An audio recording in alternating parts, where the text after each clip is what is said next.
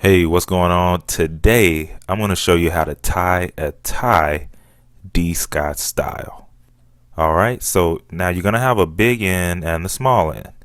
Now, it doesn't matter which side you put it on, but you want to have the small end move up. So you're going to pull it up and pull the large end down. You want it maybe in between your navel and your chest. It depends on how you want your knot.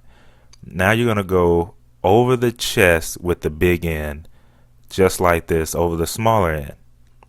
Next, you're going to go under the smaller end with the big end, and you're going to go right over. So as you can see the back end of the tie. And I'm going to put it over my shoulder so I can show you. Next, we're going to go over the top of the small end across our chest again. So you just take that right over, and now you can kind of see the knot forming in the front. And you're going to take the bigger end and you're going to go up and under the whole knot, and just like that, and we're going to pull that through, and you just put it over the top. So you're not going to do anything with that. Now we're going to take it and we're going to go inside the little knot that we just made, but over the small end of the tie.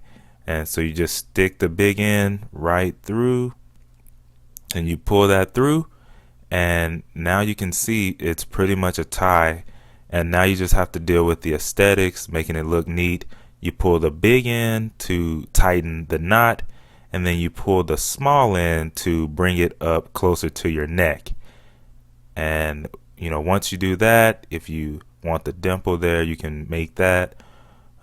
But lastly, all you have to do, if you want, is to stick the small end in between that little piece of fabric, so it can stay in place for all day. And so you put that in and straighten it up. You pull your collar down over the top of your tie, and you're pretty much ready to go. You have a great day ahead of you. Looks nice. And that's how you tie a tie. We want to thank ties.com for supplying us with this tie. Thank you.